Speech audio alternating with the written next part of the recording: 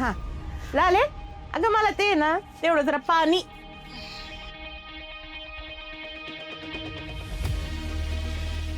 एक सांग लाले, एवढी लखलख करते चेन खरंच सोन्याची आहे का ग?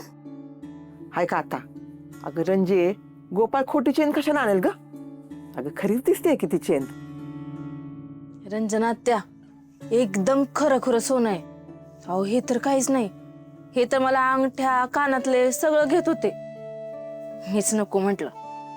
काय लोकांच्या नजरा लईच वाईट आहेत. लगेच त्यांच्या डोळ्यात खुपतो. चांगलं केलं बघ. गोपाळ आता ना तुझ्यामध्ये गुतायला लागलाय. त्याला संसाराची गोडी बी लागायला लागली बघ. लाले, तुला आठवतं का ग?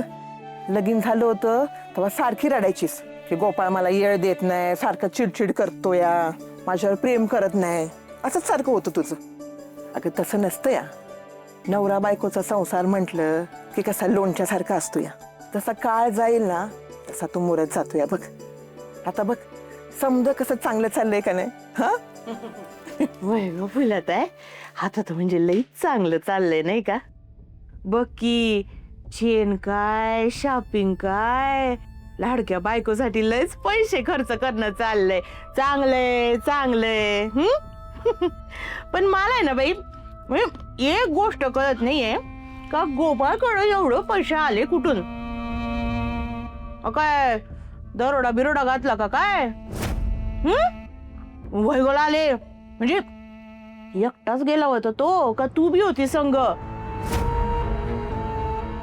अगं नाही फुलत आहे, त्या अनर्वात म्हणत असतात ना का कोणाचं बी मुडद पाडल आणि लुटून आणन म्हणून आपलं विचारलं.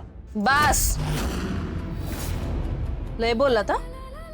आता एक जरी शब्द जास्त बोललात ना, मुडद पाडायची सुरुवातच तुमच्यापासून करीन.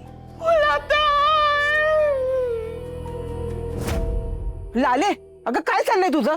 मोठ्या माणशी तसं बोलतात होय का? आत्या, त्यांना सांगा ना जिभेला आवर घालायला. वाटेल ते ऐकून नाही घेणार मी. तुमची जीभ हसडायला पण मागं पुढं बघणार नाही. लाले, हे बघ, शांत बघू, तू शांत बघू.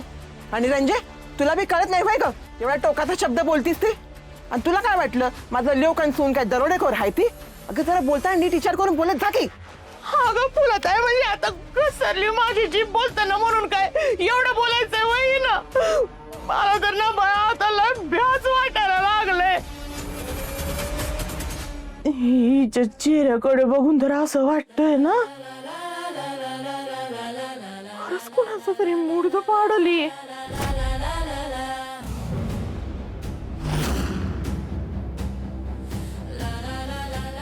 अगं लाले, अगं तुला तरी काय बोलायची गरज होती का एवढं? तुला नीट बोलायचं ना ग.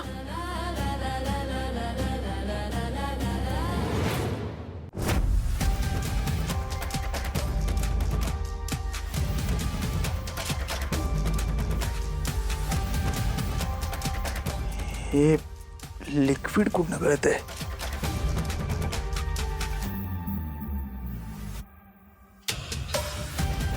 कुठं लिकेज आहे बघितलं पाहिजे.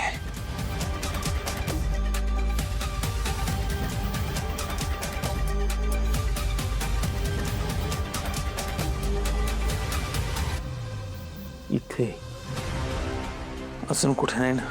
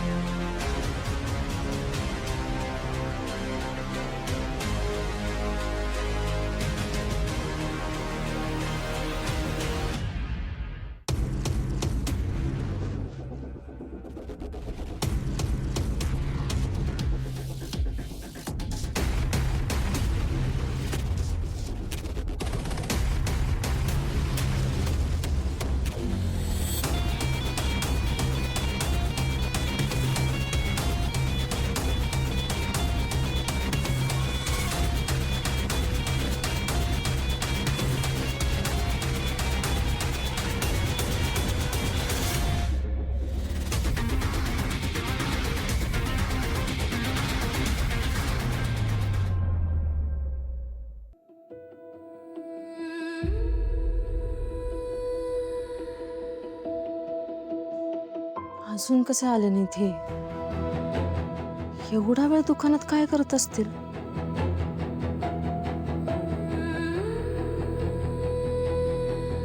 परत कुणाच्या नादाला तर लागले नसतील, म्हणजे मला गिफ्ट बिफ्ट देऊन मला अंधारात ठेवून यांचं काय सुरू तर नसेल ना झालं? जाऊन बघू का? बघते. तुम्ही? हा मी. का हो, काय झालं? काय नाही, तुम्हालाच बघायला येत होते. उशीर का झाला?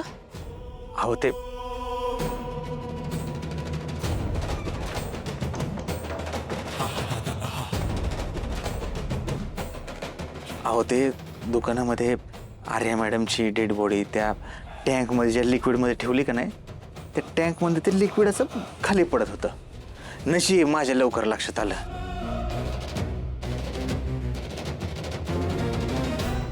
काय मला काय झालं? तुमच्याशी बोलते मी, लक्ष नाही तुमचं. मला भीती वाटतेय. अहो भीती वाटायचं काही कारणच नाही, घाबरायचं कशाला मुळात. मी आहे, तुम्ही टेन्शन घेऊ नका. मी लावतो बॉडीची विल्हेवाट. बॉडीची नाही, वेगळीच भीती वाटते. कसली? तुम्ही खरं खरं सांगणार असाल तर एक विचारू? ही आता मला आर्याच्या आणि माझ्या संबंधांबद्दल विचारते की काय?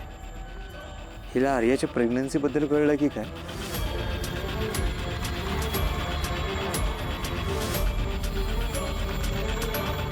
विचारा. नक्की खरं खरं सांगाल? समजा तुमच्या आयुष्यात एखादी अशी मॉडर्न, कमी कपडे घालणारी, गोरी गोरी पोरगी आली तर? लालेजी काय बोलताय तुम्ही?